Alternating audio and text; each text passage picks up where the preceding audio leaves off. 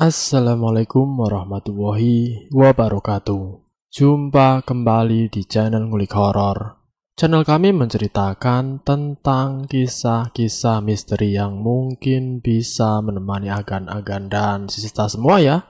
Kali ini saya akan membawakan kisah misteri yang diambil dari Mbah Ngesot. Kalian juga dapat mengunjungi laman beliau langsung ya. Nanti link saya akan sediakan di kolom deskripsinya.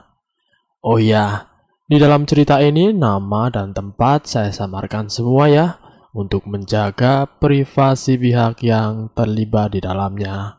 Yuk daripada kita lama-lama langsung saja kita ke ceritanya. Kali ini saya akan membawakan kisah misteri yang berjudul Penyandungan bagian yang kedua, bertemu jodoh melalui mimpi. Mimpi itu datang lagi untuk yang ke-10 kalinya. Di dalam mimpi aku melihat pasar malam di pesisir pantai. Di sana ada seorang perempuan bernama Novi. Dia begitu manis, tingginya semampai, tubuhnya indah gemulai. Setiap kali dia tersenyum terlihat lesung di pipinya sebelah kiri. Namun yang membuat aku heran, ke-10 mimpiku itu sama. Baik tempat atau adegannya sama sekali, tidak ada yang berbeda. Mungkin hanya orang gila yang percaya pada mimpi, tapi rasanya aku memang sudah gila. Aku mulai percaya dengan mimpiku itu. Barangkali itu adalah sebuah isyarat. Kuingat-ingat setiap objek yang terlihat di mimpi itu, kurai buku catatan dan mulai menuliskan satu persatu. Kutulis pasar malam, pantai, SMKN 3, dan seorang ibu pedagang sawo. Semua itu kulihat dalam mimpiku. Aku menggelengkan kepala. Semua objek yang kutulis ini belum cukup untuk menggali informasi tentang lokasi pasar malam itu. Tidak lama kemudian aku tersentak karena ingat sebuah objek. Di dalam mimpi itu aku juga melihat sebuah bus pariwisata bertuliskan rombongan ziarah makam Syekh Asnawi.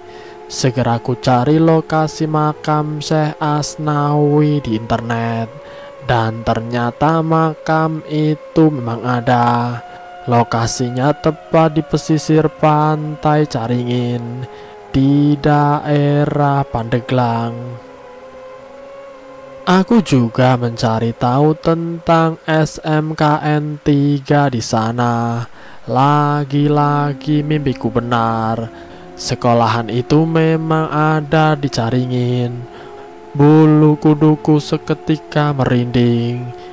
Mimpi itu bukanlah sebuah kebetulan. Aku tidak boleh menyia-nyiakannya.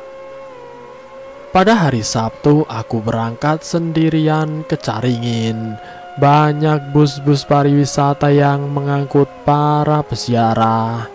Aku sama sekali tidak mengenal siapa itu Syekh Asnawi. Setelah aku cari tahu di internet, ternyata dia adalah seorang ulama besar di Banten. Syekh Asnawi terkenal sebagai ulama yang aktif menentang kolonialisme Belanda. Bahkan beliau sempat dijebloskan ke penjara oleh Belanda karena pemberontakannya dianggap mengancam kedudukan Belanda. Pencarianku semakin menemukan titik terang saat melihat seorang ibu-ibu pedagang sawo di pinggir jalan. Tidak salah lagi, wajahnya mirip dengan yang kulihat dalam mimpiku. Segera ku hampiri ibu tersebut. Aku bertanya soal pasar malam di pesisir pantai. Oh, pasar malam ya? Mas, dari sini lurus. Nanti pas ketemu gang pertama, Mas masuk. Dan dari sana tinggal lurus saja, Mas. Pasar malamnya dekat pantai, Mas. Jelas ibu pedagang sawo. Jadi beneran ada pasar malam di sana ya, Bu? Tanyaku kembali. Iya, ada, Mas. Jawab ibu lagi. Baik, Bu. Terima kasih ya. Aku langsung menuju lokasi yang ditunjukkan oleh ibu penjual sawo. Dan benar saja, aku ingat betul kalau ini adalah pasar yang kulihat dalam mimpiku. Aku harus menunggu sampai pasar ini ramai pengunjung. Selepas maghrib, pengunjung mulai berdatangan. Para pedagang sibuk menjajakan dagangan mereka. Namun aku tidak tahu apa yang harus kulakukan di sana. Untuk beberapa saat, aku hanya nongkrong di tukang bakso sambil memperhatikan lalu lalang pengunjung. 2 jam berlalu, aku belum juga melihat wanita yang ada dalam mimpiku. Malam semakin larut, para pengunjung satu persatu meninggalkan pasar malam. Pedagang juga mulai membereskan tenda mereka. Tapi aku belum juga melihat wanita itu. Mungkin mimpi itu hanya bunga tidur. Aku memutuskan untuk pergi dari pasar malam itu dan mencari penginapan terdekat. Namun sesaat sebelum pergi, ekor mataku menangkap seorang wanita berkerudung merah yang sedang membeli nasi goreng. Kuperhatikan baik-baik wajah wanita itu. Tidak salah lagi, dia adalah wanita yang kulihat di dalam mimpiku. Tanpa banyak basa-basi lagi, aku langsung menghampirinya. "Novia?" tanyaku. Wanita itu nampak bingung. "Siapa ya?" tanyanya. "Kenalin, aku Bejo." Ku sodorkan tangan ke wanita itu. Ragu-ragu dia menyambut tanganku. "Novi," timpalnya singkat. Untuk beberapa saat kami sama-sama terdiam. "Kamu siapa? Tahu namaku dari mana?" tanya dia lagi. Sangat konyol kalau aku bilang tahu dari mimpi. "Media sosial, aku suka melihat sosial media kamu," jawabku. "Oh, begitu," kata Novi. Aku sangat bahagia, itu adalah pertemuan yang paling berkesan dalam hidupku. Semakin lama aku dan Novi semakin akrab. Ternyata dia sudah tidak punya orang tua. Dia hanya tinggal bersama kakak laki-lakinya. Aku tidak peduli dengan latar belakangnya itu. Yang penting aku merasa nyaman bersamanya. 2 bulan dekat dengan Novi, akhirnya aku memutuskan untuk menikahinya. Pernikahan kami sangat meriah. Aku tidak menyangka ternyata sumur penyandungan itu manjur. Aku tahu Rini pasti kecewa, tapi mau bagaimana lagi, aku benar-benar mencintai Novi, wanita yang ku kenal lewat mimpi itu. Setelah 1 minggu Novi menjadi istri sahku, tidak ada hal janggal dalam rumah tangga kita. Hingga akhirnya suatu malam aku terbangun dan istriku tidak ada di kamar. Ku cari dia ke seluruh ruangan rumah, tapi tetap tidak ada. Jelas aku panik dan segera lari keluar rumah untuk mencarinya. Di luar kulihat Novi sedang mengobrol sendirian di halaman rumah. Aku penasaran, apakah istriku bisa melihat hantu?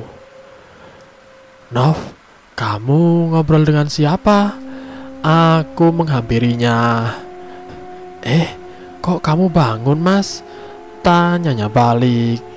Iya, aku kaget kamu hilang. Tadi kamu ngobrol sama siapa? Hantu ya? Aku terus mendesaknya. Iya mas, maaf, aku baru bilang sama kamu kalau aku bisa melihat hantu. Tadi ada pocong yang mau masuk ke rumah kita mas, tapi udah aku usir. Jelas Novi. Aku tidak menyangka kalau istriku ternyata seorang indigo. Nanti kita bicarakan lagi soal ini. Sekarang ayo kita masuk, ajakku. Selain kejanggalan itu, aku juga mulai mempertanyakan ketaatannya terhadap ajaran agama. Soalnya selama tinggal serumah dengan Novi, aku tidak pernah sekalipun melihatnya sholat, apalagi mengaji. Pernah suatu malam saat aku sedang membaca Al-Quran, Novi menghampiriku dengan wajahnya yang panik. Mas, aku lagi sakit gigi. Baca Al-Qurannya nanti saja ya, ujar Novi. Dia menyuruhku untuk berhenti membaca Al-Quran. Aku sangat kebingungan. Katanya dia sakit gigi, tapi dia tidak mau diajak ke dokter. Tampaknya memang ada sesuatu yang belum kuketahui tentang Novi. Tingkahnya semakin lama semakin aneh. Aku harus tanyakan ini ke orang pintar. Aku bekerja sebagai freelance di bidang desain grafis. Pekerjaan ini membuatku lebih banyak waktu untuk mengawasi tingkah Novi di rumah. Pagi ini Novi sedang masak di dapur, sedangkan aku sibuk mengerjakan pesanan klienku. Tidak lama berselang, istriku seperti mengobrol dengan seseorang di dapur. Sesekali ku dengar ia tertawa. Istriku seperti sedang mengobrol dengan teman akrabnya. Novi, kamu kenapa sih? Aku tidak suka dengar kamu ngobrol sendirian kayak gitu, tanyaku kepada Novi. Maaf mas, Novi menunduk. Kamu ngobrol sama siapa? Hantu? Tanyaku lagi. Dia temanku, jawab Novi pelan. Aku menggelengkan kepala. Aku tidak mau punya istri yang berteman dengan hantu, ujarku pada Novi. Ya sudah, aku minta maaf ya mas. Novi menatapku. Dia lalu menoleh ke kanan. Kamu pulang saja ya, suamiku marah, kata Novi kepada sosok yang tidak kasat mata di sampingnya. Setelah Novi bilang seperti itu, jendela dapurku terbuka dengan sendirinya, seperti ada sesuatu yang keluar dari ruangan ini. Nov, aku paham kamu bisa lihat hantu, tapi aku tidak bisa membiarkan istriku berteman dengan makhluk halus. Sekarang kamu sudah jadi istriku. Aku mohon, jangan berinteraksi dengan hantu lagi ya, jelasku pada Novi. Iya mas, aku janji. Dia kemudian memelukku. Tengah malam lagi-lagi aku terbangun. Novi sudah tidak ada di tempat tidur. Aku pun bangun untuk mencari istriku. Sebelum sempat membuka pintu kamarku, dengar suara Novi sedang mengobrol dengan seseorang. Kali ini aku dapat mendengar suara lawan bicaranya itu. Kubuka sedikit pintu kamar lalu mengintip Novi dari celah pintu. Yang kulihat kali ini benar-benar membuatku tercengang. Istriku berubah wujud. Wajahnya hitam legam, kukunya panjang sampai menyentuh lantai. Aku dapat mengenalinya karena dia masih mengenakan baju tidur. Aku juga dapat melihat lawan bicaranya itu. Sosok genderuwo bermata merah menyala. Kututup pelan-pelan pintu kamar agar tidak terdengar oleh Novi. Sekujur tubuhku bergetar ketakutan. Aku baru sadar kalau selama ini yang kunikahi adalah dedemit. Pantas saja sampai saat ini Novi tidak mau mengajakku berkunjung ke rumahnya. Bisa jadi Novi dan kakaknya itu adalah dedemit yang tinggal di pepohonan atau di tempat-tempat keramat lainnya. Gagang pintu kamarku bergerak. Buru-buru aku naik ke atas ranjang lalu berpura-pura tidur. Posisi tidurku membelakangi pintu. Novi naik ke atas kasur lalu tangan kanannya memelukku dari belakang. Istriku masih dalam wujud yang mengerikan. Badannya bau busuk. Itu membuatku mual. Aku juga dapat merasakan kukunya yang panjang menyentuh tubuhku. Tidak ada yang bisa kulakukan. Kalau aku berontak, dedemit ini pasti akan menyerangku. Lebih baik aku membiarkannya tidur bersamaku malam ini. Keesokan paginya aku pergi dari rumah. Aku bilang ke Novi kalau sedang ada urusan dengan klien. Jelas aku membohonginya. Padahal aku pergi ke orang pintar untuk berkonsultasi soal ini. Bram yang memberitahuku soal dukun itu.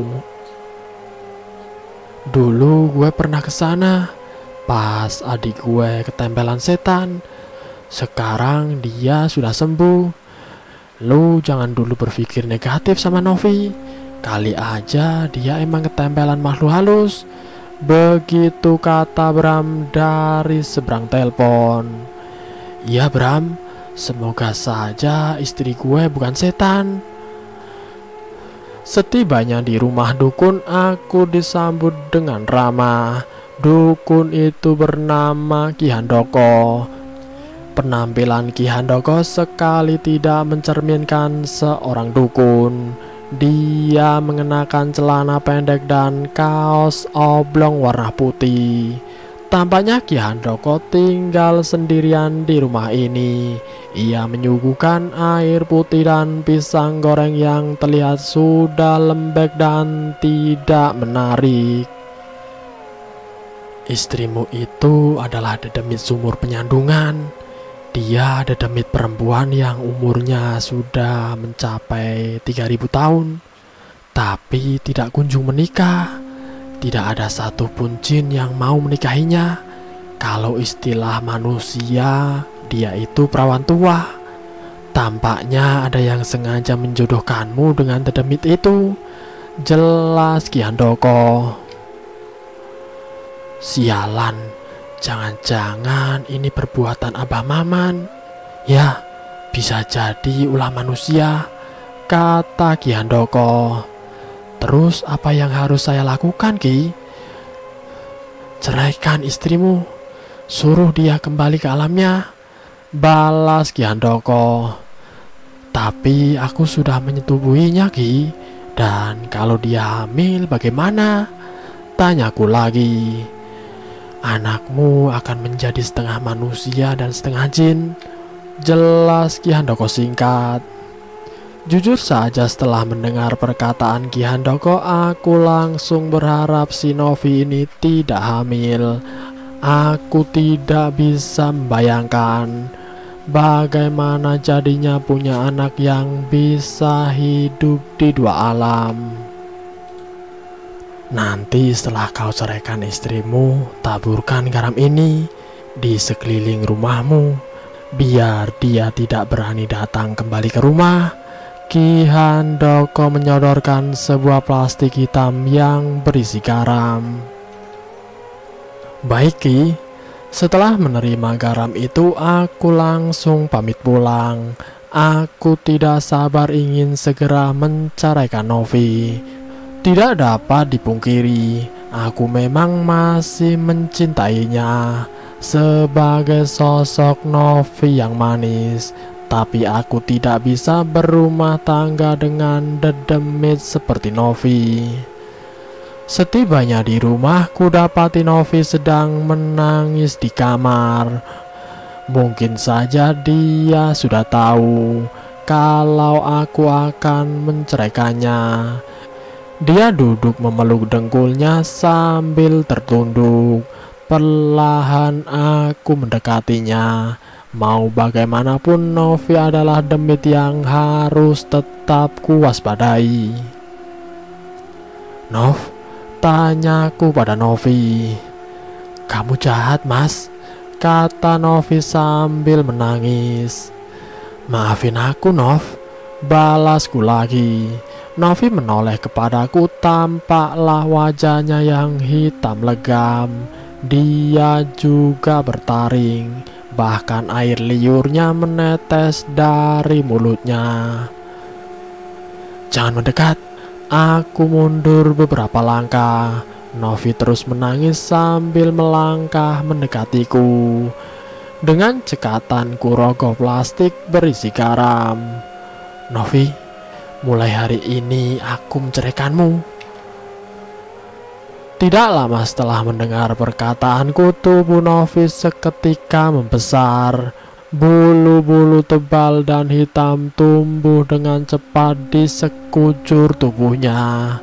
Kini tingginya 2 kali lipat dariku. Matanya merah menyala. Segera ku lemparkan garam pemberian Ki Handoko ke sosok demit itu. Seketika Novi berteriak kesakitan, lalu menghilang begitu saja. Walau wujudnya sudah tidak terlihat, aku masih dapat mendengar suara Novi yang terus meminta tolong. Ku taburkan butiran garam di sekeliling rumah agar demit itu tidak kembali lagi. Setelah menceraikan Novi, hatiku sangat lega. Garam itu benar-benar manjur. Novi tidak berani datang lagi ke rumah ini. Tapi di hari kedua setelah perceraian, aku kembali mendapati masalah. Tengah malam ketika aku sedang asik menonton televisi, ada seseorang mengetuk pintu rumahku. Siapa sih malam-malam gini bertamu? Gerutuku seorang diri. Jelas saja aku kesal. Aku terkejut saat mendapati seorang bayi di depan pintu rumahku. Bayi itu diletakkan di dalam kardus. Tangannya bergerak-gerak menandai kalau bayi itu masih hidup. Aku sangat bingung. Ini bayi siapa dan dari mana datangnya? Mas, bayi-bayi kita sudah lahir, teriak Novi dari kejauhan. Dia berdiri di luar gerbang rumah. Bayi-bayi, aku mengerutkan dahi. Tidak lama kemudian di sekeliling Novi ada banyak bayi yang melayang. Jumlahnya banyak sekali. Mungkin 100 atau mungkin saja lebih dari itu. Aku melahirkan 301 bayi mas. dan hanya satu yang berwujud manusia. Aku titip satu anak ini ke kamu, Mas. Tolong jaga dengan baik ya. Novi tersenyum lagi. Dia kemudian pergi begitu saja. Aku tidak menyangka bakalan punya anak sebanyak itu. Dan sekarang mau kuapakan anak ini? Mana bisa aku mengurus bayi sendirian? Oh ya, aku tidak perlu mengurusnya. Nanti biar baby sister yang mengurus bayi ini.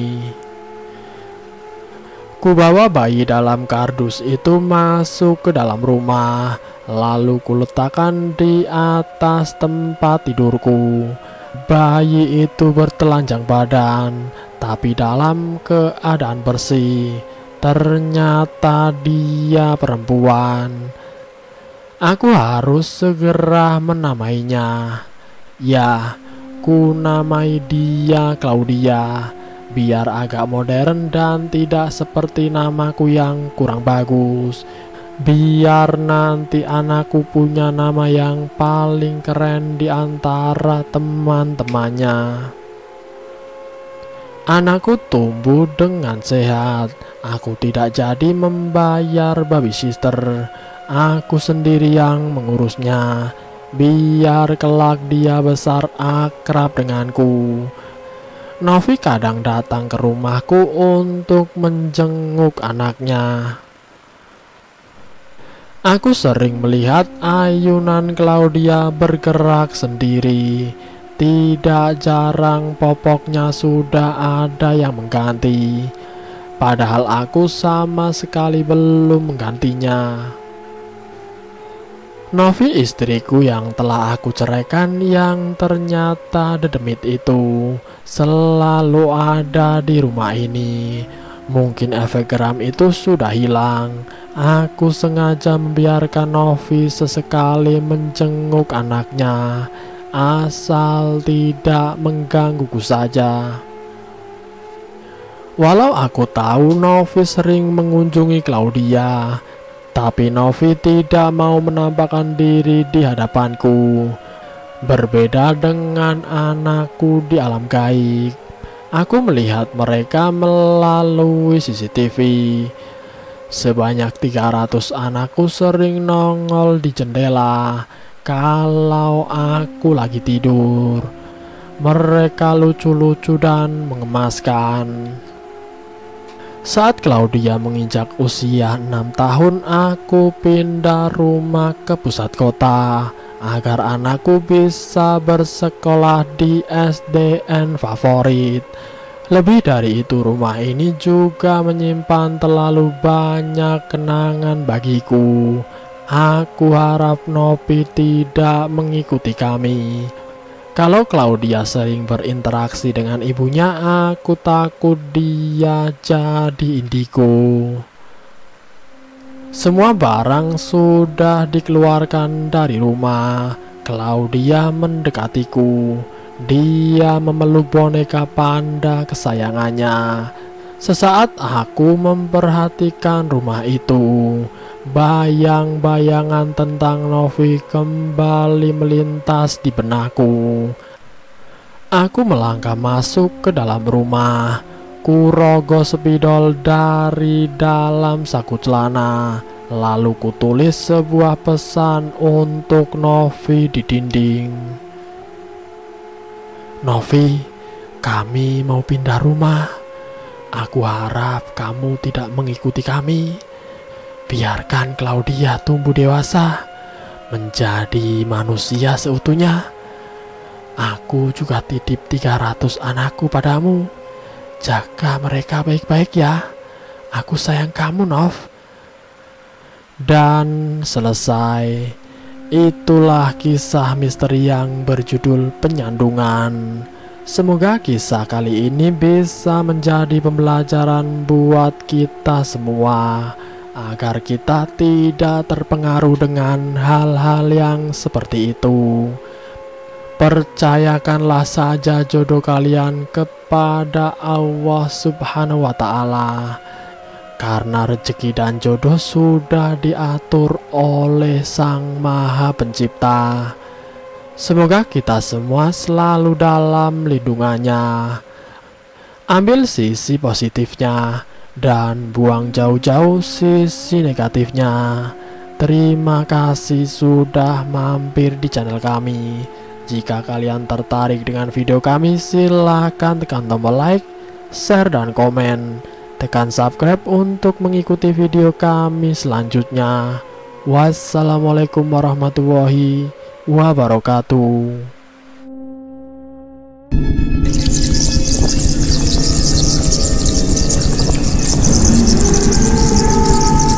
Selamat datang di channel Ngulik Horor.